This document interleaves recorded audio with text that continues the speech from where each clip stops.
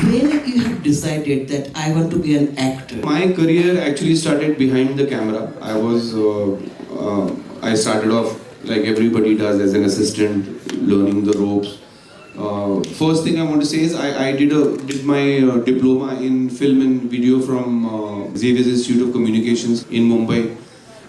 So I got some formal training before I started work, and then I started working in television, and I was working behind the camera, and that's where at Channel V, where I was producing shows for them, music-based shows for them, non-fiction. That is where I moved in front of the camera. First, only my arm used to come. Films, after which I went to study acting to New York at the Atlantic Theatre Company.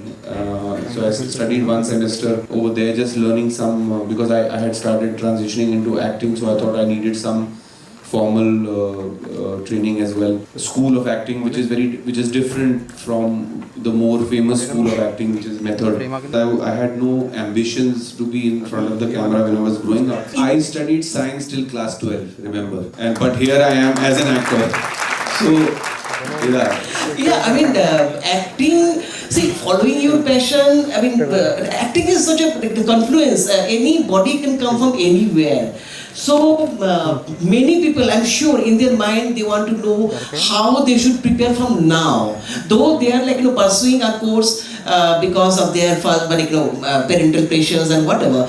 But in their heart, in their mind, they want to be an actor or maybe a director. Not everybody want to be an actor, director also, or somehow be associated with cinema. What will be your advice? my sincere advice will be, pay attention to your parents. They want what's best for you. Do not ignore your formal education. We have reached a point where filmmaking has been democratized to the point all of you have a camera right now in your hand. A camera, an editing machine, and a distribution network in your hand when you hold your phone. Filmmaking, any kind of art form, whether it's acting, filmmaking, or any other, more important is to develop and evolve as a human being first. And your formal education and what your parents and your teachers are giving you is just that. They are giving you a solid foundation for life. So do not ignore your formal education or your parents' advice. Listen to them. Filmmaking is something now, like I said, it's in everybody's hand already. It's something which you can parallelly still develop on your own. In your free time, you can act and make films and edit them and practice, hone this craft on your own. But more important will be when you become an actor or a filmmaker, what are you as a human being? That will matter. Your perspective on life, your observations in life, your experiences in life. These become like the food of what you're going to create. This will matter a lot because it brings depth in your work. And finally, a very personal question. Like your son Harun now is like 14 years old, and Harun, being a son of one of the India's finest actor, Ranveer Shori, and finest actress mother, Konkona Sen Sharma. So, what is his take now about life, about professions? I mean, has he discussed, or have you tried to impose that bit acting? first of all, he will kill me if he finds out I'm talking about him to everybody here. So, but still, if you promise not to tell him, I'll tell you that he is, at 14 is the age it starts where you start checking out different things. So, again, I can see a lot of 14 to 16-year-olds, 15, 16-year-olds here. Am I right? What is the average age group here of the students? 18? 19? Okay, then pai lagu. If you are so big.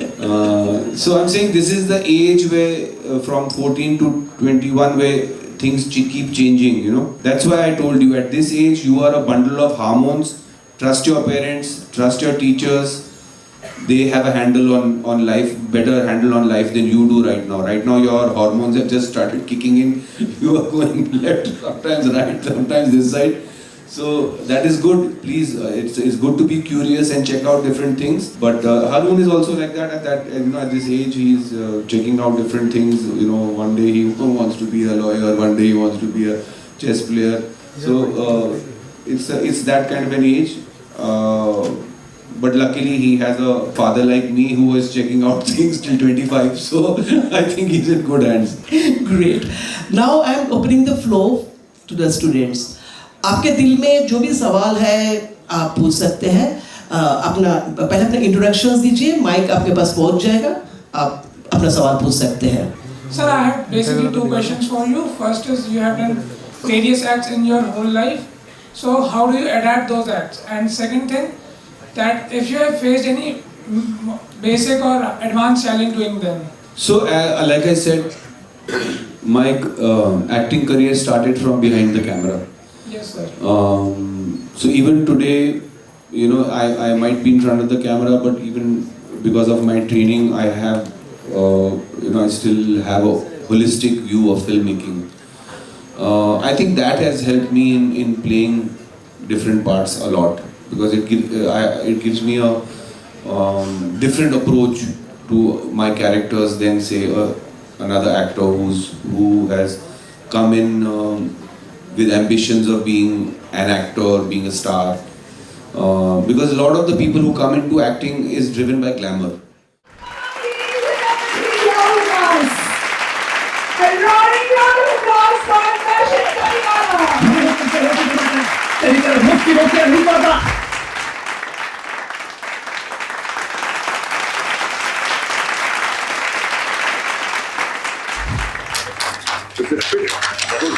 Thank you.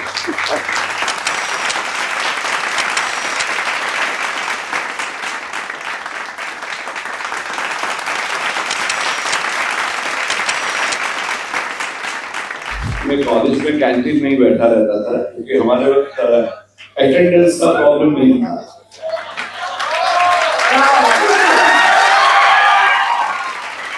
हम जब college में गए, Congress party का राज था और तुरंत emergency आ गई और उसके बाद में 1977 में जनता सरकार आई, तो 2 साल से जो हम कोका कोला खरीदते थे और पीते थे समोसे के साथ, वो यकायक हमारे इंडस्ट्रीज मिनिस्टर उस वक्त जो थे जॉर्ज फर्नांडिस साहब, उन्होंने कोका कोला को कह दिया कि आप देश छोड़ के चल जाइए. तो हमारे हाथ से कोका कोला की बॉटल छीन गई. तो गर्लफ्रेंड छीन डाली है ना, उतना कुछ हुआ. तो बहुत ही महत्वपूर्ण घटनाएं हो रही थी देश में और हम कॉलेज के कैंटीन में हमारा वक्त बर्बाद करते थे. मतलब बर्बाद नहीं करते थे, वहां भी सीखते थे. Actually you will be surprise, वहां एक तो स्टाफ के लिए टेबल हुआ करता था. वहां बहुत ही I was in a college called Swindon College of Commerce and Economics. It is supposed to be one of the top colleges for commerce at that time. In 75, I'm talking about. So we had best of teachers coming as faculty, professionals from industries, chartered accountants, management accountants, cost accountants, who would come and take tutorials for students.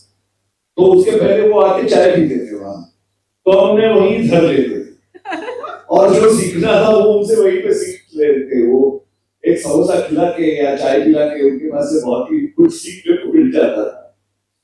लेकिन I must confess that Swindon never had a tradition of anything else than English theatre. लेकिन वहां जाकर मैंने मेरी मातृभाषा गुजराती में और फिर हिंदी में, हिंदी साहित्य मंडल भी था वहाँ, गुजराती साहित्य मंडल था वगैरह वगैरह. तो उसके तहत मैंने ये सब आयाम शुरू किए. नाटक, इंटर कॉलेजिएट पार्टिसिपेशन, फिर inter collegiate mono acting competition में, क्योंकि मैं अकेला ही बंदा था जो एक्टिंग करना चाहता था, बाकी सब चार्टर्ड अकाउंटेंट होना चाहते थे. तो शरारत तो बहुत की है. और सर ये जो आपकी जर्नी है फिल्म की, थिएटर की, वहीं से स्टार्ट हुई? मैं ये कहना चाहूंगा कि थिएटर की जर्नी उससे पहले से स्टार्ट हुई, क्योंकि my mother was a very famous Gujarati stage actress. तो वो घर में माहौल था थिएटर का. तो मैं जब 10th और 11th स्टैंडर्ड था वहाँ, उस वक्त हमारा 11+4 वाला कैरिकुलम हुआ करता था, 10+2+3 नहीं था। तो 10th और 11th स्टैंडर्ड में जब मैं स्कूल में था, तब मैं गुजराती में चिल्ड्रंस थिएटर करने लगा, और फिर मैं कॉलेज में आया तब मैंने प्रोफेशनल गुजराती थिएटर भी शुरू कर दिया। सर एक बात बताइए, ऐसे तो सब बच्चों, जैसे एक मदर है, उसको कहीं अगर चॉइस दी जाती है कि 2 बच्चों में से चूज करो, तो हम एज मदर्स और पेरेंट्स हम चूज नहीं कर पाते कि कौन सा बच्चा हमें ज्यादा प्यारा है। बच्चे तो दोनों ही प्यारे हैं या सभी प्यारे होते हैं, बट एक होता है जिसके लिए थोड़ा सॉफ्ट कॉर्नर होता है, may be the younger one और द एल्डर वन। तो सर थिएटर एंड फिल्म्स, ये दोनों आपने बहुत इनक्रेडिबल परफॉर्मेंसेस दी हैं। थिएटर में भी, फिल्म्स में नेशनल अवार्ड लिए हैं कई films, and Gujarati place any countless what you done. तो सर वो एक सॉफ्ट कॉर्नर किसके लिए है आपका, थिएटर या फिल्म्स? मैं मानता हूँ हर एक एक्टर का सॉफ्ट कॉर्नर थिएटर ही होता है, चाहे वो फिल्मों में भी काम करे, क्योंकि फिल्म एक माध्यम है डायरेक्टर का।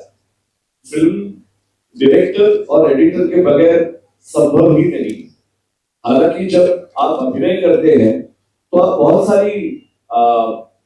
बहुत सारे बंधनों में घिरे होते हैं जब आप कैमरा के सामने होते हैं।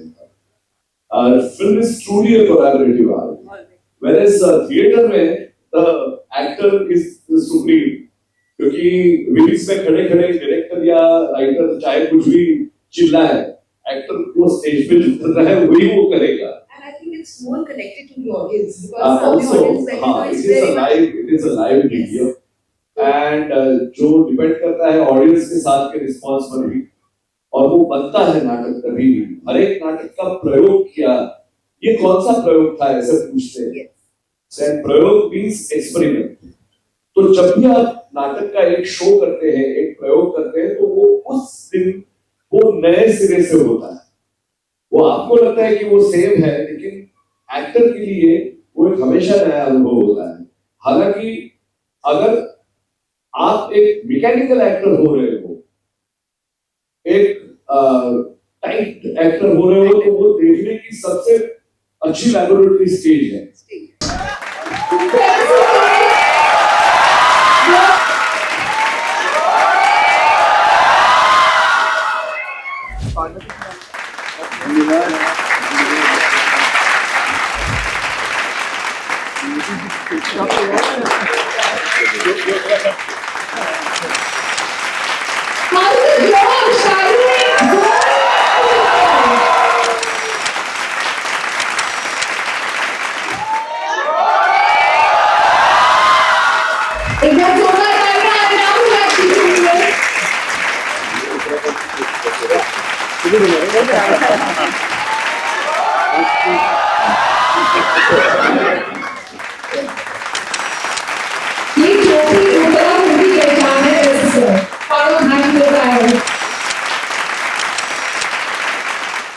आप दोनों की जर्नी भी एक छोटे टाउन से ही स्टार्ट हुई।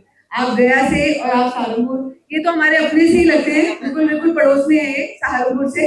एंड सर की जर्नी गया से मुंबई, गौतम बुद्ध के नजदीक है। तो सर एक अपनी जर्नी के बारे में थोड़ा सा हमारे स्टूडेंट्स को बताइए, because we are all from these small towns and we dream big, और I think every student dreams big. And वो इनमें से कईयों की ड्रीम होगी कि सिल्वर स्क्रीन पे आए और खूब नाम कमाए, चाहे सिल्वर स्क्रीन हो चाहे कोई भी प्रोफेशन हो। What has been your journey all through to reach to this place today where you are? Journey के बारे में जो सबसे अच्छा डिस्क्राइब करेगा वो मेरे बाजू में बैठा हुआ है। ये जितना अच्छा बोलेगा उतना अच्छा मैं बोल नहीं पाऊंगा, और जो इज्जत मेरी हो रही है वो पानी में मिट्टी में बोलूंगा, इसलिए अच्छा है।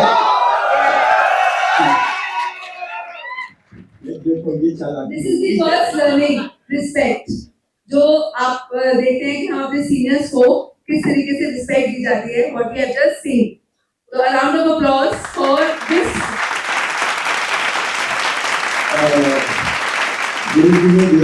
यहाँ पे भारतीय सीनियर लोग इसलिए सीनियर कहे जाते हैं कि उन्होंने घाट घाट का पानी पिया होता है और तजुर्बा होता है, और कब बचना है और कब फंसना नहीं है उनसे कोई सीखे, लेकिन मैं बहुत छोटा हूँ उनके सामने, हैसियत में भी और करियर में भी। और अब कितना झूठ बोल रहा हूँ। अभी देखो, क्योंकि अभी खेलना है तो बारी बारी से खेलेंगे। आपने बॉल मेरे कोर्ट में फेंकी है तो मैं खेलूंगा। सबसे पहले बहुत बहुत शुक्रिया Dehradun international film festival and all the lovely students of class.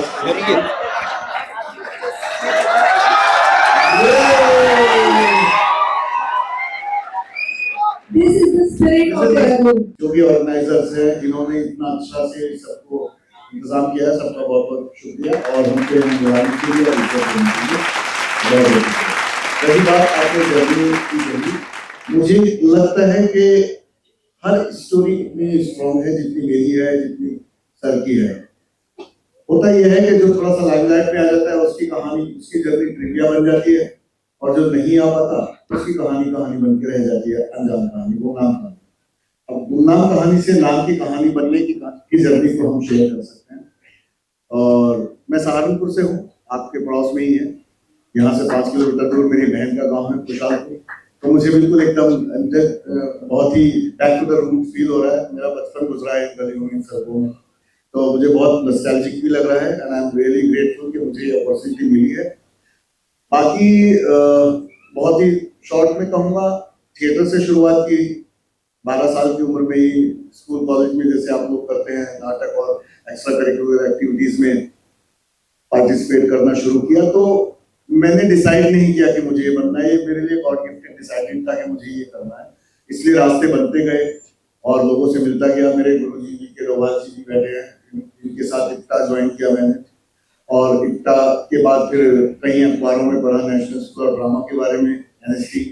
तो मैंने वही ठान लिया कि अब यहीं जाना है, फिर वहीं चले गए। पहली बार में नहीं मिला एडमिशन, फिर दोबारा कोशिश करी, मिल गया। फिर वहाँ से NST से एक्टिंग की ट्रेनिंग ली, दिल्ली यूनिवर्सिटी में थोड़ी बहुत जो ट्रेनिंग ली वो ज्ञान बांटा, पढ़ाया, थोड़े पैसे कमाने की कोशिश करी जो नहीं कमा पाए। फिर फाइनली मुंबई चले गए। I went to Mumbai back in 2006 and I started. This is the point which I would like to mention. So I come from a very below average family in terms of financial. तो मेरे 9 भाई बहन और मेरे father की एक सरकारी नौकरी और एक साइकिल, जिस पे घूम फिर के उन्होंने हम 9 भाई बहनों को पढ़ाया, लिखाया, काबिल बनाया। ऊपर वाला बरकत देता है ईमानदारी की रोजी में, उनकी वो ईमानदारी की रोजी थी। तो उन्होंने हमको पढ़ा दिया, लेकिन उसके बाद कुछ नहीं था देने के लिए कि भैया तुम अब बॉम्बे चले जाओ, हम सेटल कर देते, ऐसा कुछ नहीं था। तो it was a start from zero. So I went to Mumbai borrowing 500 rupees from a friend. One of the friends just booked the ticket of this Paschim Express, and one friend said कि मेरे यहाँ रह लेना। So it was a start from zero. अभी क्या होता है कि आपके ड्रीम्स और एम्बिशंस आपको खींच रहे हैं एक्टर बनने के लिए, लेकिन आपकी पॉकेट कह रही है कल का खाना कहाँ से आएगा। Then you have to decide what to do. And definitely everybody is blessed with 2 or 3 multi talents. Basically, we are not just only single talented. हमको कैटेगराइज करना होता है कि मेरे अंदर ये बेस्ट है, ये सेकंड बेस्ट है, ये थर्ड बेस्ट है। तो एक्टर में होना मेरे लिए मेरा बेस्ट गॉड गिफ्ट था, लेकिन मैं उसमें सर्वाइव नहीं कर पाता बिना फाइनेंशियल सपोर्ट के। फिर मैंने डिसाइड किया कि okay, what is my second best, and I figured out writing is my second best. यहाँ पे सहारनपुर में अखबारों में भी लिखता था, कहानियां लिखी, और राइटिंग आई थी पढ़ाई से। मैंने बहुत पढ़ा, नॉट एकेडमिक, तो सिर्फ एग्जाम पास करने के लिए पढ़ता था। लिटरेचर का बहुत शौक था।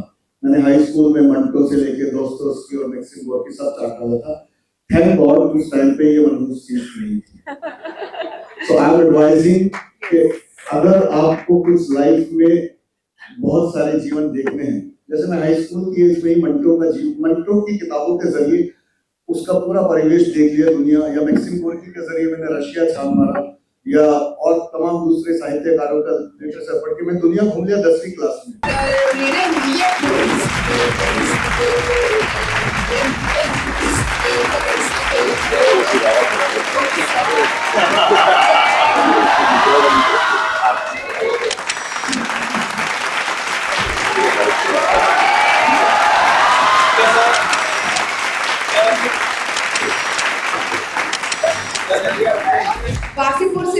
गुल्लक सर. So गुल्लक तो I think you connected with every household. हर घर की कहानी, हर पेरेंट्स की कहानी, हर फैमिली की कहानी. और सर आप शेरवुड के पढ़े हुए हैं. So the Sherwood से Aligarh Muslim University and then movies and this.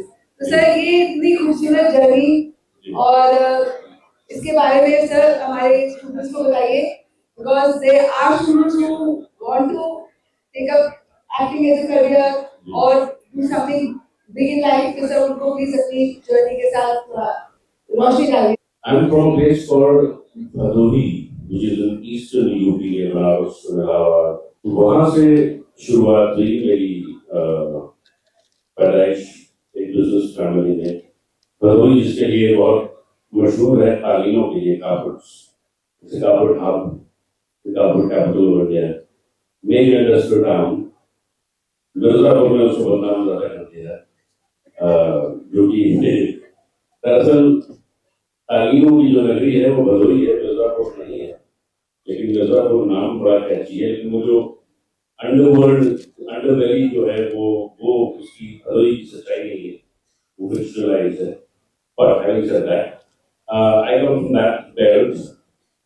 I went over to Sherwood College in Nainital to do my schooling from the 3rd to the 12th, and which were my most formative years and the golden period of my life, I think. I got to learn a lot from that. In fact, acting का रास्ता भी वहीं से शुरू हुआ और वो बढ़ते बढ़ते इस मुकाम तक पहुंचा है. उसकी बुनियाद वही पड़ी शेरवुड में. And I happened to be the winner of the annual stuff, which is the Best Actors Award from there. Thank you. Yeah, that's where it started. And went on to Muslim University. वहाँ भी theatre किया मैंने, एक तरह से जुड़ा रहा और उसके अलावा भी थोड़ा इंडिपेंडेंट ऑर्गेनाइजेशंस के साथ. और फिर बॉम्बे आ गया थिएटर करने के मकसद से. एंड थिएटर से ही मेरी बुनियाद और मेरी जो ट्रेनिंग है वही से शुरू हुई. और मुझे लगता है शायद आप स्टूडेंट्स के तौर पे मैं एक बात जरूर कहना चाहूँगा कि if you can find your calling, the sooner the better. If you realize that you have an inkling or you have some kind of liking to a certain thing and you have an knack for it, you should follow it and get into specializations as soon as possible if you have cracked the stream that you want to go for. So that's and it doesn't come easy. My kids are struggling too with which stream to pick up, and they haven't yet been able to crack it. It's a tough one, but the sooner you do it better. और जो भी करें उसमें एक obviously एक ईमानदारी के साथ करें और सिंसेरिटी, मेहनत बहुत जरूरी है. गिरते हैं शहर सवारी में आने जाएंगे, अगर आप लड़खड़ा भी जाए तो उससे आप मायूस ना हो. बढ़ते रहें, कामयाबी आपके कदम चुनेगी, आज नहीं तो कल, कल नहीं तो परसों. हो सकता है कभी ऐसा लगता है कि बहुत अच्छा नहीं चल रहा है, लेकिन ये भी गुजर जाता है. और कामयाबी अगर आपने सही रास्ता चुना है, ईमानदारी है आपके काम में, आप चाहे वो पढ़ाई कर रहे हो चाहे प्रोफेशनल लाइफ में हो, ईमानदारी के साथ अगर कोई चीज कर रहे हैं आप और मेहनत कर रहे हैं और हर चीज सही तरीके से चल रही है तो और डिस्ट्रैक्शन नहीं है जिंदगी में. आजकल के बच्चों के लिए तो डिस्ट्रैक्शन बहुत सारा है और सही ट्रैक पे रहना और ज्यादा मुश्किल होता जा रहा है. लेकिन आपको फोकस बनाए रखना पड़ेगा. अटेंशन स्पैन कम होते जा रहे हैं, तो अटेंशन स्पैन आपको अपना बढ़ाना पड़ेगा. तो बेसिकली मैं यही कहना चाहूँगा कि जो भी करें आप ईमानदारी से करें, मेहनत से करें और कामयाबी आपके करें. Very nice, sir. And actually this is a very good message for the students sitting here.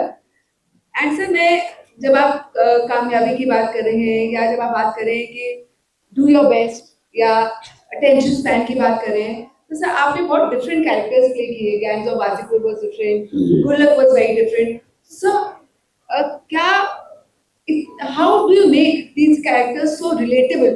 So Gulak was like any हमारे घर के साथ वाले की story या हमारी story. So what is your take on this? कि आप क्या input देते हैं इसमें अपने हर character में कि वो इतना relatable होता है कि हम सब उससे connect हो सकते हैं and we feel connected. मेरे प्रोफेशन का अर्थ यही है कि ये कोलैबोरेटिव आर्ट फॉर्म है.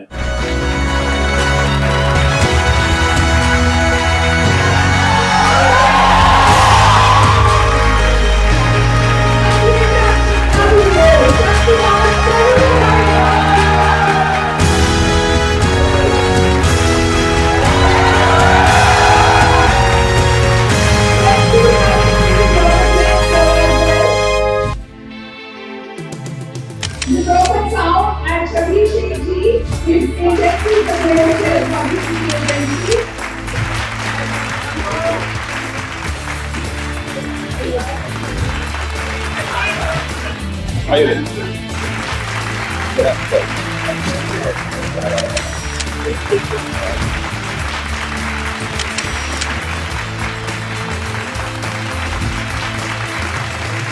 आप चल रहे सुबह की लोकेशन में ब्रोकन साउंड और एक सेक्शन में फिल्म को प्रमोट कर रहे हैं Khanna sir and Kanti the producer and Satish ji the promoter of the film. What is actually motivating these type of people to target the poor? जैसे आप ब्रोकन साउंड में दिखाया था कि they are targeting the poor people to do such things. What do you think are the reasons that they are only targeting these type of people? किसी को target नहीं किया गया है. एक्चुअली ये जो फिल्म बनाई गई है ये एक आईना है और हमने उस आईने को ये दिखाया है कि नफरत की जो तेज आंधी चली है उसमें सच्चाई की जो आवाज और दब जाती है. हमने ये दिखाने की कोशिश करी कि एक गरीब मासूम आदमी को कैसे लोग उसका यूज करते हैं और लोग उसको आतंकवादी समझने लगते हैं, लेकिन उन्हें ये पता नहीं होता है कि आतंकवाद का कोई मजहब नहीं होता है. आतंकवाद जो है नफरत से जन्म लेता है. आतंकवाद का कोई धर्म नहीं है. नफरत से आतंकवाद जन्म लेता है. इसलिए हमें लोगों से नफरत नहीं करनी चाहिए और मिलकर रहना चाहिए. यही संदेश हमने देने की कोशिश की है. क्योंकि क्या होता है कि आजकल बहुत सारे लोग हैं जो किसी का भी फायदा उठाते हैं और उन्हें मिसयूज करते हैं और हम जो है बिना सोचे समझे हम लोगों से नफरत करने लगते हैं. तो हमें नफरत नहीं करनी है. हमें उस आवाज को समझनी है जो हम किसी के बोलने पर हम समझ लेते हैं ये आतंकवादी है, ये आतंकवादी है. ऐसा नहीं है. इसलिए आतंकवाद कोई मजहब नहीं है. मेरा एक और क्वेश्चन था मुकेश सर. सर आप एक बहुत ही अच्छे एक्टर हैं and you are also a good mentor. So what is your opinion? Like what will you advise us to reduce these type of क्या बोलते हैं things? Like जैसे how can we contribute to reduce these type of? देखिए इन्होंने जो सवाल जवाब दिया है मैं उसमें ऐड करना चाहूंगा. आप लोगों को समझना चाहिए कि जितने भी आतंकवादी चाहे वो कश्मीर में हो पत्थर फेंकने वाले, आपने देखा होगा पत्थर फेंके जाते थे, या कसाब जैसे आदमी जो हमारे यहाँ पर आके कौन है, they are not with the mazhab, they are not against any mazhab. They were poor people which were hired by the people. आज भी वर्ल्ड में जितना कुछ भी होता है फाइनेंशियल बैठे हैं, फंडिंग बैठी है. नेपाल में छोड़िए, इवन जो बांग्लादेश में भी हसीना को भगाया गया है, आपने नेपाल में देखा होगा पकड़ पकड़ के मारा है. आपको क्या लगता है ये जो जेन जी के ऊपर इल्जाम लगाया जा रहा है कि आज के बच्चे इतने वायलेंट नहीं है कि किसी को मार देंगे. They are being funded. Soros का नाम सुना होगा आपने, जो अमेरिका में डीप स्टेट कहते हैं, वहां पर वर्ल्ड भर में अराजकता फैलाने के लिए पैसे दिए जा रहे हैं. सो इसमें जो फिल्म में दिखाया गया है, लड़के को उन्होंने पकड़ा है, media they find out people like this and they उनके कंधों पर अपने बंदूक चलाते हैं. अब coming to the question which you say कि हम लोगों को क्या करना चाहिए, मैं ये कहूंगा कि आप लोग देश के सिटीजन बनिए, स्ट्रॉन्ग सिटीजन बनिए. धर्म, जाति, भूल जाइए। आपका इस वक्त कर्म करने का है, जो कृष्णा कहता है कर्मण्येवाधिकारस्ते मां फलेषु कदाचन। आप लोगों को पूरा, ये आपकी जिंदगी इस वक्त ऐसे टाइम पर मुकाम पर है जहां पर आपका पूरी जिंदगी का महल खड़ा होना है। ये आपकी नींव है। इस वक्त आप पढ़िए, पॉलिटिक्स से दूर रहिए। Don't let anybody influence you and don't let anybody come and से लेट अस क्रिएट अ आंदोलन। आंदोलन में 100 आदमी जो होते हैं उसमें से कम 75 लोगों को मालूम ही नहीं होता कि क्या आंदोलन। ग्रुप है, बोला है, हमारे उसने बोल दिया है, चलो चलना है, झंडा लेके चलते हैं। But that is spoiling the whole color of our country. हमारे यहाँ पर स्टूडेंट्स जिसके कंधों पर देश का भविष्य टिकने वाला है। मैं कई बार आपके सामने बोलूंगा, क्योंकि मैं बहुत टाइम के बाद आप लोगों के सामने आया हूँ। मैं बोलता रहता हूँ अपनी वीडियो में। मोदी जी कहते हैं, आपने सुना होगा, भाइयों बहनों, 25 साल के बाद हमारा देश सबसे ज्यादा युवा देश हो। सुना आप लोग भी तालियां मारते, मैं भी तालियां मारता, लेकिन कोई ये सवाल नहीं पूछता 25 साल के बाद वो युवा जब वहां पहुंचेगा, उसके कंधे कितने स्ट्रॉन्ग होंगे, उसके कंधे अगर ऐसे हो रहे हैं तो देश भी ऐसे होगा। तो सिर्फ युवा होने से कुछ नहीं होता था। युवा हैज टू बी टॉट। ना योगा सिखाते हो, ना आप कुछ करते हो। ड्रग्स में घुसे पड़े हैं आज के बच्चे, रेप पार्टियों में घुसे पड़े हैं आज के बच्चे। दे थिंक दैट हम लोगों के भगवान ने एक लाइफ इसलिए नहीं दी कि आप एंजॉय करो। आप लोग में सब में अलग अलग आत्माएं हैं और आप इस वक्त धरती पर इसलिए आए हो, इस रूप में, इस माँ बाप के बच्चे बनकर आए हो, क्योंकि आपको वापस जाना है भगवान की तरफ। दिस लक्ष्य nobody knows, nobody thinks। आज मिला है, एंजॉय करो लाइफ में। ऐसा नहीं आप अगले जन्म में फिर जन्म लोगे। ये मृत्यु जन्म के बंधन से मुक्त होने के लिए आपको आत्मा का सब भूल रहे हैं। They are busy with the present achievements। मेरे पास गाड़ी है, मेरे पास ये है, मेरे पास 3 मोबाइल है, मेरे पास वो है। अरे साहब, लेकिन आपको मालूम है आपका लक्ष्य क्या है? So I am trying to say, युवा को प्रेरित कीजिए साहब। For National Awardee, Mr. Sudipto Sen. Welcome, sir. आपने इतना अच्छा फिल्म बनाए और इतना ऑब्वियसली नेशनल अवार्ड तो अभी मिला, पर लोगों ने देखा, उसको अप्रिशिएट किया, 400 करोड़ 500 करोड़ कमाया। पहले तो मुझे सीरियसली इतना उम्मीद नहीं था कि फुल हाउस होगा। मतलब इतना मज़ा आता है ना कि शॉर्ट फिल्म देखने, डॉक्यूमेंट्री देखने, पूरे हॉल में एक भी सीट खाली नहीं है। ये इससे बेटर और इस देश की सिनेमा के लिए क्या मोमेंट हो सकता है। तो थैंक यू मेरी तरफ से तहे दिल से शुक्रिया कि आप लोग इतने बड़े, उधर भी था जो दुलास में थे, पूरे हॉल इतना भरा हुआ था, आने की मन ही नहीं कर रहा था। तो थैंक यू सो मच। बात यह है कि शांतनु, आपकी जो क्वेश्चन था ना, इसकी थोड़ा सा डाइवर्स आंसर है मेरे पास। डाइवर्स आंसर इसलिए है कि मैंने बहुत बारीकी से इसको देखा और समझा। ये हम लोग ना 300 करोड़ 400 करोड़ ये नंबर गिन नहीं रहे थे। वो एक बिजनेस का नंबर है, उसमें कितना परसेंटेज डिस्ट्रीब्यूटर के पास जाएगा, कितना एग्जीबिटर के पास जाएगा, ये सब लंबा मैथमेटिक्स जिनका काम था वो कर रहे थे। हम लोग गिन रहे थे कितने लोग, कितने फुटफॉल हो रहा है हॉल में, कितने संख्या में लोग देख रहे हैं।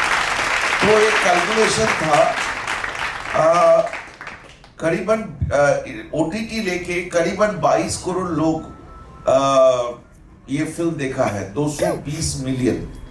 तो बोला जा रहा है, जो मुझे मालूम नहीं इसका कोई कंफर्मेटरी कोई वो है कि नहीं, केरला स्टोरी 3 नंबर में है इंडिया की हिस्ट्री में। जितने लोगों ने फिल्म देखा, ऑफ कोर्स नंबर 1 में शोले है और नंबर 2 में मुगले आजम है। तो एक तो ये मुझे, मेरे लिए खुशी की बात है कि इतने लोगों ने फिल्म देखा, नंबर 1। नंबर 2, आपको सुन के हैरान होगा, जो हमारी film industry, so called film industry accept नहीं करते, वुमेन सेंट्रिक फिल्म, मतलब जिस फिल्म की लीड है एक हीरोइन, एक लड़की। केरला स्टोरी से पहले जो highest grossing women centric film था वो है गंगूबाई काठियावाड़ी, जिसने 156 करोड़ कमाया था और हमारी फिल्म 400 करोड़ कमाया। तो आप अंदाजा लगा सकते हैं कि वुमेन सेंट्रिक फिल्म की हिस्ट्री में केरला स्टोरी नंबर 1 में पहुंचे। एक माइलस्टोन है। अच्छा, एक माइलस्टोन है। दूसरा, केरला स्टोरी के बड़ी इंटरेस्टिंग डायनामिक्स है। ये मैं आपकी जवाब देने से पहले ये थोड़ा सा लोगों के सामने मजेदार फैक्ट्स रखना चाहता हूँ। बिल्कुल। वो फैक्ट्स क्या है?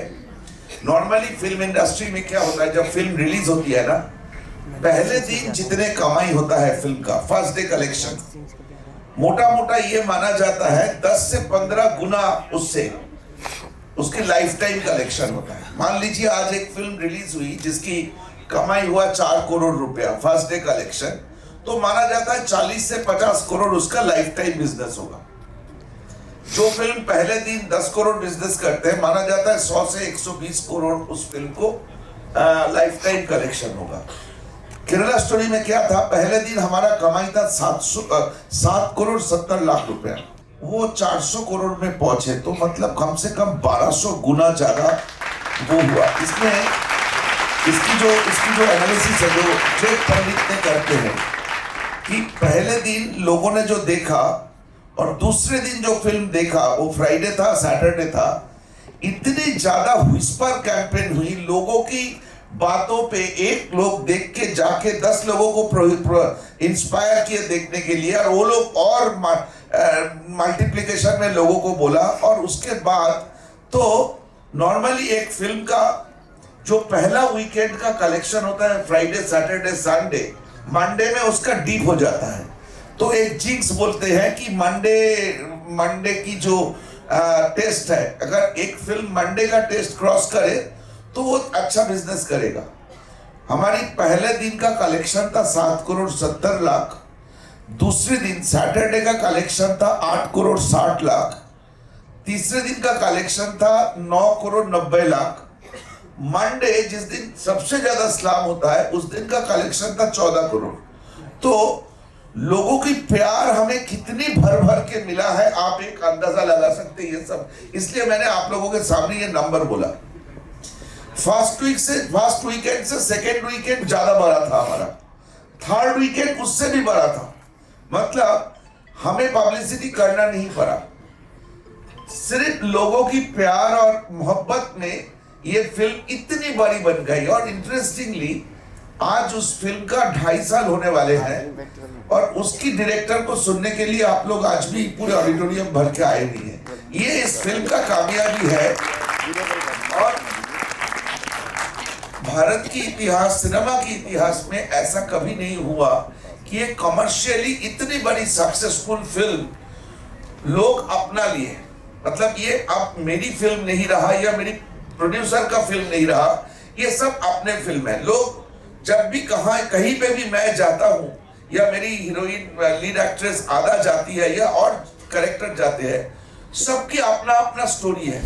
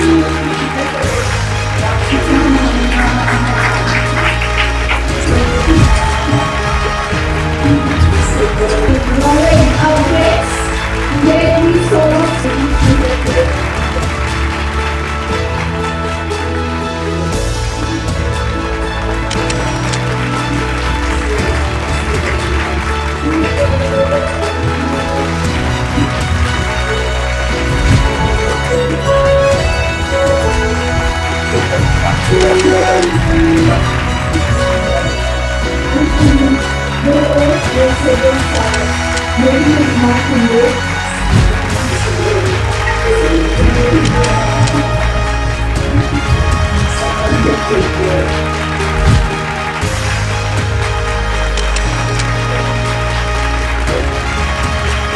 you so much again. You teach from the book of you talk about what tonight once again a glorious Hamid का चिमटा सनुनिका बंसल शर्मा। तो दोस्तों, आप सबने हामिद का चिमटा कहानी सुनी भी होगी। ईद गाह के नाम से भी ये कहानी जानी जाती है। श्री मुंशी प्रेमचंद जी की लिखित ये कहानी है, जहाँ से कॉन्सेप्ट लेके मैंने ये मूवी बनाई। बेसिकली मैं थिएटर आर्टिस्ट हूँ, रुड़की में एक छोटा सा थिएटर ग्रुप चलाती हूँ और उसी की एक छोटी सी शाखा है फुलवारी। फुलवारी में छोटे छोटे बच्चे मेरे पास आते हैं जो थिएटर सीखते हैं, मोस्टली फ्री ऑफ कॉस्ट में सिखाती हूँ। तो उनके साथ ही ये हमने नाटक किया था हामिद का चिमटा। तो मुझे लगा बच्चों ने बहुत अच्छा परफॉर्म किया, तो चलो इसे भी कहानी का रूप देते हैं। कुछ शॉर्ट फिल्म्स कहानियों पर आधारित मैंने पहले भी बनाई जो बहुत अच्छी लगी, लेकिन बच्चे कहानी में काम कर जाएंगे और रुड़की जैसे छोटे शहर के, तो मुझे लगा चलिए प्रयास तो करना ही चाहिए। और एक फिल्म मेकर का तो काम ही यही है, नए नए टैलेंट को लाना, नए काम करना। तो रिस्क हमने लिया और ये मूवी जो मैंने बनाई टोटली मोबाइल से बनाई है।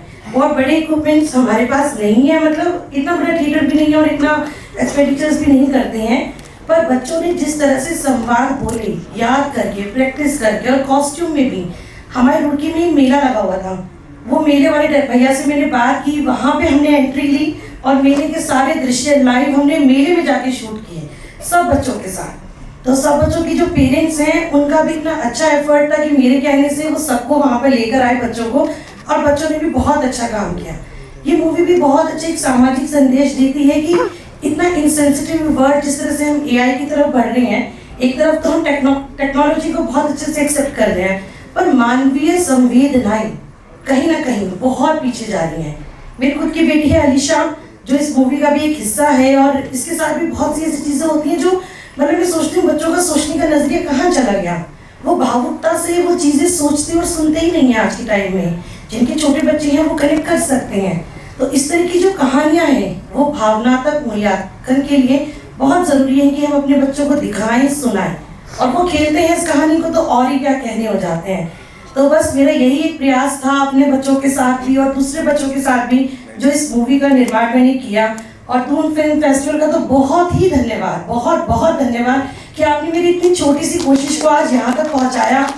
मेरी टीम जो है चली गई, मम्मियाँ आई हुई थी, बच्चे भी 2-4 आए हुए थे, पर वो लोग, उनका ट्यूशन वगैरह रहता है, एग्जाम टाइम आने वाला है, तो वो सब लोग चले गए। तो आप सबका बहुत बहुत धन्यवाद, जितना अप्रिशिएट आपने हमें किया, हमारे थिएटर ग्रुप को किया। अलीशा और ये आना चाहती है क्योंकि ये भी इस मूवी का एक हिस्सा थी। बोलो थैंक यू, धन्यवाद। Next we have last conversation, Archana Singh we have now. सबको थैंक्स कहना चाहती हूँ यहाँ आने पे मेरे फिल्म। सबसे पहले मैं 10th Dehradun international film festival को थैंक्स कहना चाहूँगी, जिन्होंने मेरी एक छोटी सी मूवी को लास्ट कन्वर्सेशन को सिलेक्ट किया है। और मैं हर साल यहाँ पे अपनी मूवीज़ देती हूँ और मैं अप्रिशिएट भी की जाती हूँ और अवार्ड भी की जाती हूँ। लेट्स सी, अब मेरी एक छोटी सी मूवी थी लास्ट कन्वर्सेशन। ये एक कन्वर्सेशन है सॉफ्टवेयर इंजीनियर और एआई, जो आजकल एआई चल रहा है ना, रोबोटिक्स, हम पूरा उसी पे डिपेंड हो गए हैं। तो अब उसका जो एआई है, जो रोबोट उसने बनाया है, उसके साथ उसका एक लास्ट कन्वर्सेशन है, एक इमोशन है कि वो कैसे उसको छोड़ पाएगी, है ना। तो जब हमारा एक इमोशन हो जाता है किसी के साथ, तो किस तरह का उसमें कन्वर्सेशन है ये दिखाया गया है। तो बस एट लास्ट ये मैसेज है आप लोगों के लिए, एक सभी लोगों के लिए, कि हमें मशीन्स पे डिपेंड नहीं होना है। मशीन्स बनाइए, अपनी सुविधा के लिए बनाइए, उसको जितना काम कहा गया उतने कीजिए, लेकिन हमारे ऊपर वो हावी ना हो, तो हमारे लिए नुकसानदायक है। Next we have शुक्रदोष by director Anoop Thapa. अभी शुक्रदोष एक फीचर फिल्म देखी होगी आपने, वो हमारी फिल्म थी और मैं देहरादून से ही हूँ। मैं बल्लभपुर में मेरा घर है, किशन नगर में, यहीं से पला बड़ा हूँ और अभी बॉम्बे फिल्म इंडस्ट्री में हूँ। ये मेरी सेकंड फिल्म थी, हमारी 2 फिल्म और आ रही हैं। ये फिल्म अभी अनरिलीज है, कंप्लीट भी नहीं हुई थी ये, बट फिल्म फेस्टिवल में हमने भेजी क्योंकि मेरे को लगा कि अपने शहर का फेस्टिवल है तो इसमें अपनी फिल्म भेजना बनता है। फिल्म कंप्लीट नहीं थी अभी, बट मैंने उसकी फर्स्ट कॉपी भेजी, सेलेक्ट हुई, अच्छी लगी तो मैंने कहा चलिए, तो स्क्रीनिंग हुई इसकी, तो मैं बॉम्बे से ही आया हूँ, तो मुझे बहुत अच्छा लग रहा है क्योंकि अपने शहर में आदमी कहीं पे भी कोई भी सक्सेस करे, लेकिन जब अपने शहर में आता है तो वो सबसे बड़ी खुशी होती है। तो मेरे लिए सबसे बड़ा अवार्ड, सबसे बड़ी खुशी, मेरी पहली फिल्म का प्रीमियर भी वही हुआ था और ये फिल्म स्क्रीन हुई। तो नेक्स्ट ईयर भी मेरी फिल्म मिशन लैला आ रही है, जिसमें काफ़ी राजपाल यादव है, रश्मि देसाई है। देन उसके बाद हम 2 फिल्म और स्टार्ट कर रहे हैं, जिसमें से एक हम लोग देहरादून में प्लान कर रहे हैं, और क्योंकि अपने शहर अभी तक बहुत दूसरे शहरों में हमने शूट किया है, बट अभी देहरादून में बहुत फैसिलिटी हो रही है फिल्म शूट करने के लिए, और इवन बहुत सारे लोग आर्टिस्ट देहरादून के चमक रहे हैं। राघव जो है आप जानते होंगे, देहरादून का ही लड़का है वो। तो इस तरह से बहुत आर्टिस्ट यहाँ के मुंबई में अपना नाम रोशन कर रहे हैं। तो एक छोटी सी कोशिश मेरी भी है बीइंग ए डायरेक्टर। तो ये हमारी फिल्म थी शुक्रदोष, जो आपने अभी देखी, और मैं चाहूँगा कि देहरादून के लोग और बॉम्बे आए, और यहाँ से बहुत सारे सितारे निकले, और जो भी हम लोग अपने शहर के लिए कर सके आर्टिस्ट के लिए, तो डेफिनेटली हम यहाँ के आर्टिस्ट को चांस देंगे अपनी फिल्मों में, जो भी चाहेगा। तो बस यही है, और thank you Dehradun film festival को कि उन्होंने मुझे मंच प्रदान किया, और आप सबका बहुत बहुत शुक्रिया, थैंक यू। देखिए, मैं बॉलीवुड में 14 साल से काम कर रहा हूँ। हमने यहाँ पे 2 मूवीज शूट की हैं पहले।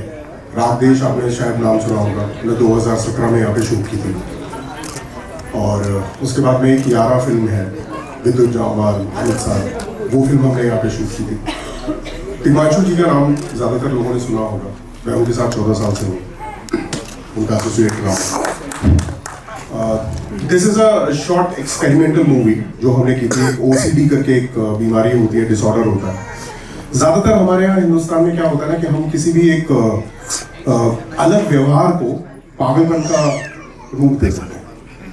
तो कई लोग होते हैं जिनको ये पता नहीं चलता कि ये वो इस बीमारी से ग्रसित और वो ये चीज़ें लगातार करते रह रहे हैं, बट कहीं ना कहीं वो मानसिक तौर पर इससे पीड़ित है, और लोग बाग उनको ना पागलपन का दर्जा दे देते हैं। तो ये एक छोटा सा एक एक्सपेरिमेंटल तरीका था कि उसको समझाना कि आपके नज़दीक में भी बहुत से लोग होंगे जो आपने कभी देखा होगा कि अपनी बैठने की जगह को बार बार साफ करते हैं, बर्तनों को धोते रहते हैं, हाथों को बहुत बार धोते रहते हैं, और ऐसी चीज़ें करते रहते हैं जो आपको लगता है कि यार ये ऐसा क्यों करता जा रहा है। तो उसी चीज़ को लेके हमारा एक नज़रिया था कि लोगों को थोड़ा एजुकेट करें, बट ऐसा नहीं था कि वो एजुकेशन टाइप की फिल्म बनाए कमर्शियल पॉइंट को लेके, ताकि लोगों को देखने में थोड़ा सा एक मज़ा आए। फिल्म का नाम अंतर्द्वंद है, थोड़े दिनों बाद यूट्यूब वगैरह और बाकी फिल्म फेस्टिवल्स में आपको देखने को मिलेगी, अगर आप लोगों ने मिस की हो। और बाकी सिनेमा से रिलेटेड अगर आप लोगों को कुछ प्रश्न हो तो वो ज़रूर बताइएगा। और मेरे साथ हमारे लीड एक्टर और प्रोड्यूसर विवेक भी हैं जिन्होंने इसमें काम किया, और हम बहुत ही सोच रहे थे कि देहरादून फिल्म फेस्टिवल, क्योंकि ये मेरा पहली बार है कि मैं यहाँ पे आया हूँ, कितने ऑडियंस रहेंगे क्या होगा। अभी तो अच्छा खासा सा एक क्राउड देखने को मिल रहा है। आई होप ये निरंतर चलता रहे, एंड आई होप आप लोगों को अच्छी फिल्में देखने के लिए आगे भी मौका मिलता रहे। यूट्यूब पे अवेलेबल है? अभी हो जाएगी कुछ दिनों बाद, तो आप लोग अंतर्द्वंद करके नाम से है। ये तकरीबन 23 मिनट की है, 23 मिनट की फिल्म है, शॉर्ट फिल्म कैटेगरी में है। तो आप लोग अच्छा लगा? हाँ जी, विषय बहुत अच्छा लगा। धन्यवाद सर, धन्यवाद। तो देखिए क्या होता है ना कि एक स्टोरी और स्टोरी के साथ जुड़ना, और फिर उसको एक फिल्म बनाना, एक पूरा प्रोसेस है जिसके थ्रू हम लोग चलते हैं। कई बार क्या होता है, राइटर एक खाका तो बुन देते हैं, लेकिन आप एज ए विजुअल मीडियम उसको पहुंचाना, वो एक अलग प्रोसेस हो जाता है, वो टाइम ले सकता है। राइटर और डायरेक्टर दोनों मिलकर बैठे, उसको प्रारूप दें, राइटर भी थॉट लाए और डायरेक्टर भी ये सोचे कि हाँ इसको जब स्क्रीन पे मैं डाल रहा हूँ ना तो मेरे क्या सिग्नेचर्स हैं जो इसमें जा सकते हैं। और राइटिंग के बारे में विवेक आपको ये हर दूसरे घर की कहानी आज की डेट में बन रही है। हम बहुत टाइम इसको नजरअंदाज कर देते हैं, हमको लगता है कि ये कोई पागल इंसान है या इसको कुछ मेंटल दिक्कत है, लेकिन आप जब बहुत गौर करेंगे, आप टियर 2, टियर 3 मेट्रोज कहीं पर भी जाएं, और मैंने तो कहानी अपने बचपन से अपने किसी रिश्तेदार के यहाँ देखी, तो उनको लोग पागल समझते थे। तो मेरे जहन में वो हमेशा था कि यार वो इंसान तो बुरा नहीं है, उसका इंटेंट गलत नहीं है, लेकिन लोग समझ रहे हैं पागल है कि इसके साथ क्या क्या हो रहा है, ये क्यों ऐसा करता है। बिल्कुल बिल्कुल, मेरा मोटिवेशन वही था। इसको फिर दिशा इन्होंने दिया, उसको बनाया उस तरीके से। और ये फिल्म जो है ना, मैं आपको बता रहा हूँ, मेरे जो एक्टर्स हैं ये कैमरा को फर्स्ट टाइम इन्होंने फेस किया। ये थिएटर के बहुत अच्छे एक्टर्स हैं। Ishaan is also here. Ishaan, can you come? So ये दिल्ली में थिएटर बहुत करते हैं, तो थिएटर बहुत करते हैं, लेकिन कैमरा के लिए एक्टिंग इज कंप्लीटली डिफरेंट। ये एक वही एक्सरसाइज थी जहां पर एक्टर्स को ये बताया जाए how different camera acting is from theatre acting. आपको कैसे उनमें बदलाव करना पड़ेगा, कैसी चीजें करना पड़ेगा, अपने टोन्स को नीचे करना पड़ेगा। तो ये एक एक्सपेरिमेंट था और फाइनली एक अच्छा, आप लोगों को अगर देखने का मौका मिले तो आप ही एक्टर्स के लिए एक वर्कशॉप था जो सर ने कराया, और करके वो एक मूवी बन के निकल गई। उसको पूरा इंट्रोडक्शन देना, उसको कैसे प्रेजेंट करना है, और हम लोगों को बहुत सीखने को मिला करते करते। तो हमारे लिए एक बहुत एक्सपीरियंस है, और दोनों विधा अपनी अपनी जगह पर बिल्कुल बहुत इंपॉर्टेंट है। एक से आप सीखते हैं, एक से आप ग्रो करते हैं, और दूसरे के साथ आप साथी पाते हैं, उसमें भी होता है। Next we have co-director of movie Pani, Mr. Weber Bisht. Claps. This will be constant. अभी हम सेक्शन में तो तालियां तो पानी चली थी आज हमारी फिल्म, जिसकी स्टोरी यही थी कि कैसे एक आदमी जो पॉलीडिप्सिया से पीड़ित है, जिसको हर 2-3 मिनट में प्यास लगती है, उसके बावजूद भी वो पानी बहुत वेस्ट करता है। लेकिन फिर वो जब टाइम मशीन की मदद से 10 साल आगे जाता है फ्यूचर में, तो देखता है कि दुनिया लड़ रही है आपस में पानी के लिए, तो हर 5-5 मिनट करके वो फ्यूचर में जाता रहता है, और वहाँ से वो सीख के आता है कि पानी को वेस्ट नहीं करना चाहिए। तो एक बहुत छोटा साइंटिफिक एक्सपेरिमेंट था। तो अगर आप लोगों ने देखी होगी तो उम्मीद करता हूँ कि आप लोगों से कुछ सीखा होगा। तो अभी शाम को 5 बजे हमारी फीचर फिल्म है स्वैग अपना, वो पूरी हॉरर कॉमेडी है, 1.5 घंटे की कमर्शियल फिल्म आप देख सकते हैं। उसका पहली बार यहाँ प्रीमियर हो रहा है, फिर वो OTT पे आएगी, हंगामा प्ले पे बहुत जल्दी आएगी। आज यहाँ उसका प्रीमियर है ऊपर 6th फ्लोर पे, और पूरी चंडीगढ़ में शूट है, लेकिन आपको जब देखोगे तो ऐसा लगेगा जैसे देहरादून में शूट हुई है, उसको इस तरह से शूट किया गया है। तो please come there also. Thank you. So next we have Dr. Mukul Sharma with us, President of India Awardee and Mental Health Expert. Please sir. Please guys. Thank you. मैं बहुत साल से 20 साल से लगभग मेंटल हेल्थ पे पूरे भारत में काम कर रहे थे हम लोग, और हमने मैं एक्टर नहीं हूँ, प्रोड्यूसर नहीं हूँ, डायरेक्टर नहीं हूँ, मेरी फर्स्ट शॉर्ट मूवी है। और मैंने पिछले साल 2024 में हमारे उत्तराखंड में लगभग 1 लाख युवाओं को शपथ दिलाई ज़बरदस्ती पूरे उत्तराखंड में कि वो ड्रग्स नहीं लेंगे। तो बहुत सारी डेड बॉडीज़ को देखा, और जब ड्रग्स में कोई बच्चा जाता है किसी परिवार का, तो मैंने वो परिवार पूरा ख़राब होते हुए देखा है, उस माँ को रोते हुए देखा है, उस माँ को पूरी रात वेट करते हुए देखा है। और जब उसको रिहाब में भेजते हैं तो वो जो माता पिता उस बच्चे का वेट करते हैं कि कब वापस आएगा, वो सब दुख देखा है इस 20 साल में। तो हमने उन 1 लाख युवाओं को जो शपथ दिलाई, कुछ लोगों से हमारी बात हुई, और उसके बाद हमने एक शॉर्ट मूवी जो 7-8 मिनट की है, जो स्क्रीन नहीं हुई है, उसको सेंसर मिला और उसको यहाँ उस मूवी को लिया गया, और लगभग 5:30-6 बजे मूवी है 8 मिनट की, जिसमें हम एक मैसेज देने का प्रयास कर रहे हैं कि हम ड्रग्स ना लें और जीवन को चुनें, सफलता को चुनें। और इसके लिए हमें महामहिम राज्यपाल उत्तराखंड ने सम्मानित किया, और हम और भी इसके साथ में एक मूवी बहुत जल्दी प्लान कर रहे हैं युवाओं के लिए, खासतौर से हमारा भविष्य हमारे युवा ही हैं। और मैं आपको रिक्वेस्ट करूंगा कि आप हमारे सारे इसके जो किरदार हैं, सब आने वाले हैं, आपको समय है तो आप 5:30 के आसपास जरूर हमारे इधर उत्तराखंड में एक बहुत ही फेमस फोक स्टोरी है विच इज एक गाना है बेसिकली काफल पाको, अगर आपने सुना होगा, बेड़ू पाको 12 मासा काफल पाको चैता। तो जो मेरी फिल्म है उसका नाम है काफल पाको असार।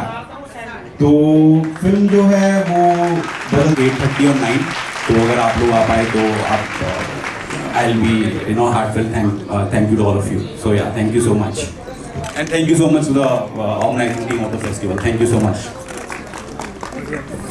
Thank you so much. So next we have Gopal Sode for Lathi.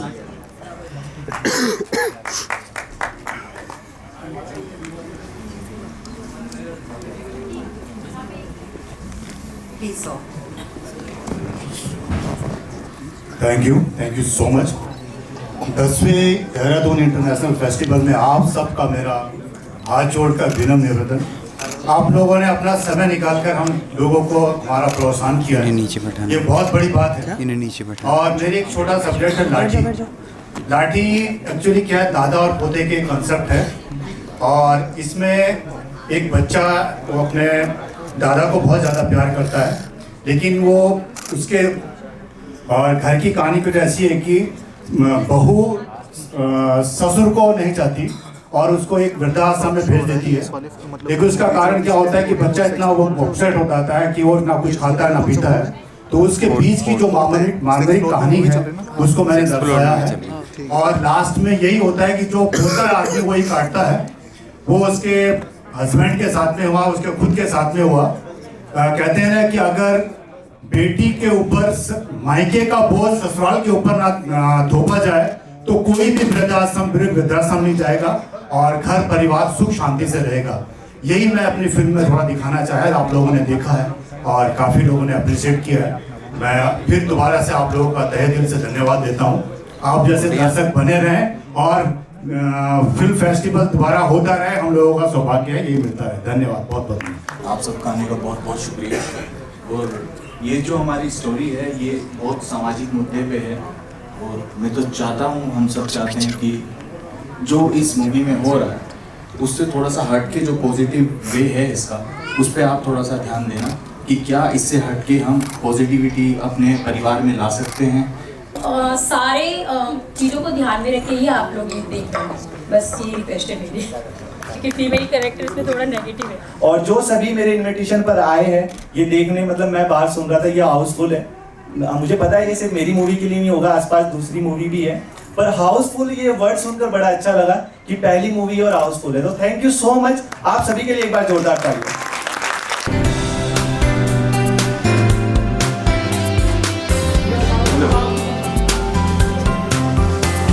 Today we are thrilled to present a special session on the QIP topic, moderated by Shantanu Ganguly, featuring Sudipto Sen, National Award-winning filmmaker, titled Advancing Reality Solution. Sudipto Sen is a noted Indian filmmaker known for hard-hitting, real-life inspiring cinema that sparks national conversations. With bold themes, deep research and powerful storytelling, his film, The Kerala Story, stands as a remarkable example of truth-based filmmaking.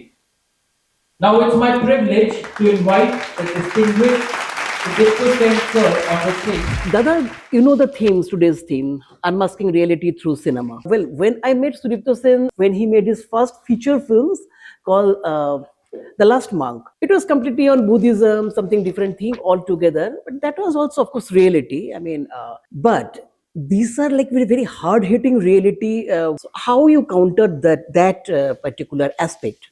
हमारी एक आदत है कि we always try to put into categories. अगर भाई साहब को बहुत अच्छा लगे तो मैं बोलूंगा आपको ना अमजद खान की तरह देखने में, मतलब एक सिमिली चाहिए। इट्स ए ह्यूमन साइकोलॉजी, जिसको फॉर्म क्वालिटी बोलते हैं। तो मेरी फिल्म हार्ड हिटिंग है या नहीं है, मेरी film whether it is which genre it should be, I have no idea precisely. My first film, The Last Monk, was again on though it is based on 6 Dalai Lama's philosophy, but essentially it is on the concept of journey to the core of existence, which means whatever happened in our society in different form, the worst affected are the women in this society. So it's a journey back to their origin and start afresh. That was what sixth Dalai Lama had to say. So this film is the film was dedicated to that. If I have to, put it into a particular bracket. Now come to, I know you're essentially you want to talk to me about the Kerala story. Both, even Bastar. Even Bastar. The matter of fact is, Kerala story is a disturbing film, yes, rather than bold film, because truth is always uncomfortable and we are always in denial. What happened is, we always avoid unless it knock our door. We always avoid to talk about truth, to talk about something uncomfortable till the point it does not knock your door. My point, what happened with me is in 2009, I made a Malayalam film called Antipona Vettam. If anybody in this room are from Kerala, they will be knowing about the film. It's a very interesting film. It's a typical regular film. So that is the time I started going to Kerala often. In 2014, why I am telling you this story is you must know the genesis of the whole journey. Yes. So 2014 in Trivandrum, I come across to an incident. First, I read in a newspaper that a girl, her name is Athira. Athira is a very popular name by now in Kerala because she is the pivot, the neve, the foundation of the film, the Kerala story. Athira's story is known by everybody now. I got her in Bombay also to present her in front of the journalists in Bombay. So Athira was a 19 years old girl. It was in 2014. उसको एक मुस्लिम लड़के के साथ प्यार हो जाता है और वो लड़का के साथ शादी भी कर लेते हैं. अब तक ठीक था, मेरा कोई प्रॉब्लम नहीं है एक हिंदू लड़की मुस्लिम लड़के से शादी करे या वीजा भी. लेकिन वो जब अपने ससुराल पहुंचे, with all her surprise, she realized there is a passport lying on the table in her name when she never made her passport. और उस पासपोर्ट में सीरिया का वीसा लगा हुआ था. तो वो घबरा जाती है. उसको समझ में आता है कि ये बहुत बड़ा कोई साजिश की तहत उसके साथ कुछ होने जा रहा है. सो वो भाग के आ जाती है अपने माँ बाप के पास और वो सारे कहानी बताते हैं माँ बाप को. Her father was a Kerala government employ थे. By the time they were also panicked. So police आ गए, जर्नलिस्ट आ गए, सरकारी सारे सिस्टम पहुंच गए थे घर में. तो बच्ची 18-19 साल छोटे शहर की बच्ची तो घबरा गई थी. She was in acute trauma. So उनके फैमिली के लोगों ने उनको बताया कि इनको शहर में मत रखो, she will be hounded by press, she will be hounded by police administration. So वो थे कसरगोड से. Kasaragod is the northernmost district of Kerala which is in the border with Karnataka's Mangalore. So Kasaragod में रात को ट्रेन पकड़ते हैं और सुबह जाके कसरगोड पहुंचते हैं. And their village was 40-45 kilometre from the railway station, Kasaragod railway station. वो जब अपने घर पहुंचता है, पता चलता है the night before their house was been put into the guts. इधर पूरे घर, पूरे मोहल्ले आग से जला दिया गया है. तो ये कहानी जानने के बाद, पढ़ने के बाद मुझे ये रियलाइज हुआ कुछ तो है, it's not a regular thing. फिर मैं और एक ऐसा ही इंसिडेंट, इसकी फॉलोअप में मैं कोची में एक कोची शहर की जस्ट बाहर एक जगह पे एक लड़की 11 लड़कियों से मिला. जो लड़कियां उसमें से एक MBA स्टूडेंट थे, 2 स्कूल टीचर थे, 2 कॉलेज प्रोफेसर थे, ऑल यंग गर्ल्स. वो लोग उस फ्लैट में रह रहे थे and there was no electricity connection was cut, water connection was cut and they did not eat anything for last 3 days when I reached. और वो लोग मुझे बताए कि वो लोग खाना लेके, जब सब्जियां लेके जब उनके फ्लैट में आते हैं, रास्ते में कोई साइकिल से आके that bag they been snatched और वो फेंक देते हैं, वैसा कुछ हो रहा था. They were terrorized. और ये सारे लड़कियां का बैकग्राउंड ऑलमोस्ट सेम है. They fallen in love, got married and then they realized the how they were being deceived. And वहां से जब वापस आते हैं, they are being socially ostracized. They cannot go back to their home. They cannot go back to their work. They cannot go to the police station. So they are completely been confined into a dark room. Only light was available कि दोनों दरवाजा के बीच में से जो एक streak up light आ रहा था उसी से हम लोग बात कर रहे हैं।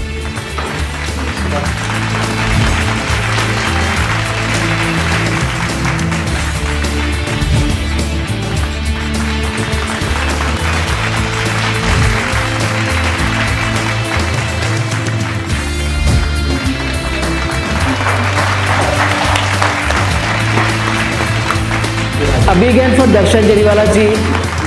May I request Inamul Haq ji?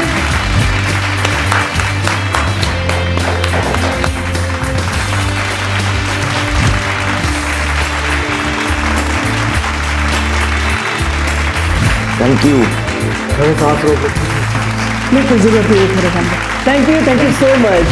Film festivals at least आपको अपने यहाँ की फिल्में भी दिखाता है, बाहर के वर्ल्ड की फिल्म स्टैंडर्ड दिखाता है। सो आज के कल्चर के लिए जो पूरे मोबाइल के ऊपर फिल्म देखती है उनके लिए ये फेस्टिवल बहुत